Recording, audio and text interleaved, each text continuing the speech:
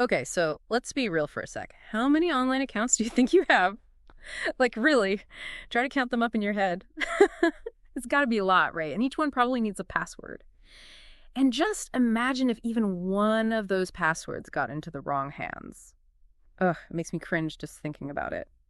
The thing is, a lot of us are making it way too easy for those bad guys. Or at least that's what some recent research suggests. So that's why we're doing a deep dive today into the world of password security.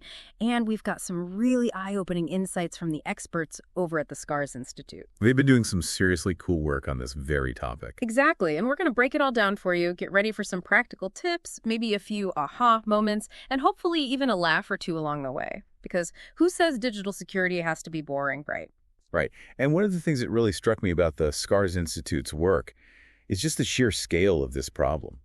We're talking about a massive amount of data that they analyzed. How massive are we talking? Try 721 million. 721 million exposed login credentials. Whoa, 721 million. That's just like mind-boggling. It really puts things into perspective. It does. And one of the biggest takeaways from their research is how ridiculously common password reuse is.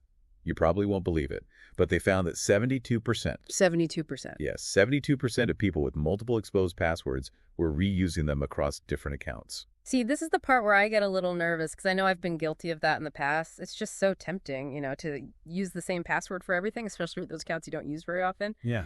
But clearly that's not a good idea. No, it's a recipe for disaster. Think about it this way. Imagine your passwords are like keys, right? Using the same key for your house, your car, and your safe deposit box. Sure, it might seem convenient at first, but if someone gets hold of that one key... They've got access to everything. Exactly. That's it. Okay. And that's where this whole concept of credential stuffing comes in.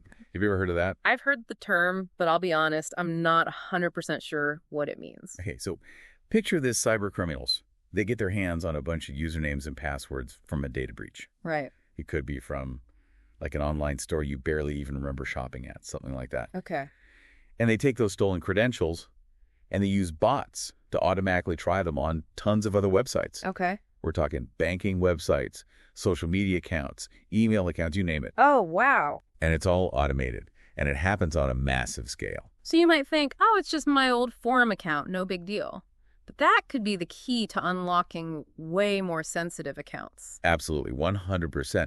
And that's why this whole password reuse thing is so critical. One weak link can really create a domino effect and put all your other accounts at risk. Okay, that credential stuffing thing is seriously scary. It makes it crystal clear why using the same password everywhere is a big no-no. But then that begs the question, how are we supposed to remember a zillion different passwords? Like, seriously, I can barely remember what I had for breakfast. You and me both. It's just not realistic to expect people to memorize dozens of unique, super complicated passwords. Right. That's where those super helpful password managers come into the picture. Think of them like a digital vault where you can store all your passwords. Ooh, a digital vault. I like the sound of that. So are you saying that instead of having to remember a totally random string of characters for every single website and app, I could just remember one master password for this vault? Precisely. And here's the thing. Those password managers, they're designed with security as their top priority. They'll generate those super strong, unique passwords for every one of your accounts, and they'll store them all securely using encryption. Encryption, that's the key, right? So that even if someone somehow got their hands on my phone or my laptop, all those passwords would be totally meaningless to them. You got it. And the best part is that a lot of password managers are free. At least they have free versions you can try out. So there's really no reason not to use one. Okay, see, that's what I like to hear, free and effective. Sign me up. Speaking of signing up, I know the SCARS Institute folks, they actually have recommendations for password managers, right? They do. They break down the pros and cons of different options so you can find one that perfectly suits what you need. Awesome. We'll make sure to link to their recommendations in the show notes. Perfect, because now I'm definitely feeling inspired to up my password game. But even with the world's strongest and most unique password, isn't there still some tiny chance that someone could still get in? What if they somehow stole my phone with my password manager app on it? Well, that's where that super important extra layer of protection comes in. Multi-factor authentication. MFA. MFA, Yeah. exactly. Okay, confession time. MFA is one of those things that I know I should understand, but it's always seemed a little techie, a little intimidating. Could you maybe break it down for me like I'm 5 years old? Absolutely. Yeah. Think of MFA like an extra lock on your front door. Even if someone gets hold of your key, like your password, they still can't get in without that second lock. Okay, that makes sense. It's like that extra layer of security just makes you stop and think for a second. Like, do I really want to go through all the hassle of picking another lock? So how does that actually work in the digital world? So usually when you try to log into an account that has MFA enabled, you'll need to enter your password like you normally would. But then the website or the app, it'll send like a unique code to your phone. Could be through a text message or through an authenticator app. And then you have to enter that code to prove it's really you. So even if someone got a hold of my password, they wouldn't have that unique code, so they still wouldn't be able to get in. That's actually pretty clever. And I'm guessing this is something that we should be using absolutely everywhere if we can. Absolutely. And the good news is that it's becoming way more common these days. Lots of services are offering MFA now, from banks and email providers to social media platforms. So really no excuse not to use it. Although I will admit those extra steps can be kind of a pain sometimes. It's like, come on, just let me check my email already. I hear you, but honestly, those few seconds of inconvenience, they're a tiny price to pay for that extra peace of mind. That's a really good point. It's kind of like putting on your seatbelt. It might take an extra second, but it could save you from a lot of trouble down the road. Okay, so we've got our super strong, unique passwords, which we're managing with the password manager, and we're using MFA whenever we can. You're on a roll. But wait, before we get too confident, I feel like the experts at SCAR said that even with all the tech tools at our disposal, our own behavior is often the weakest link. You're totally right, because at the end of the day, no matter how strong our passwords are, we still need to be smart about how we manage them. Couldn't agree more. And one thing that the SCARS folks really emphasized was the importance of, well, not reusing your email password. Think of that one like it's the crown jewel, you know? Okay, that makes sense. But why is email security such a big deal? Why is that the crown jewel? Well, because if someone gets into your email account, they can usually reset the passwords for your other accounts, right? Yeah, that's true. Most of those password reset links, they go straight to your inbox. It's like they have the master key to the whole kingdom. Exactly. You got it.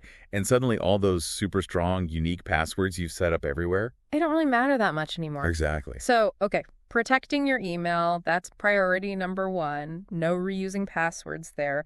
But is there anything else we can do? Actually, yes, since we're talking about email, this is the perfect time to mention a really useful tool that SCARS recommends. Okay. It's this website called Have I Been Plowned? Wait, have I been plowned? That sounds kind of ominous. What is that? Is it like an online security checkup or something? That's exactly what it is.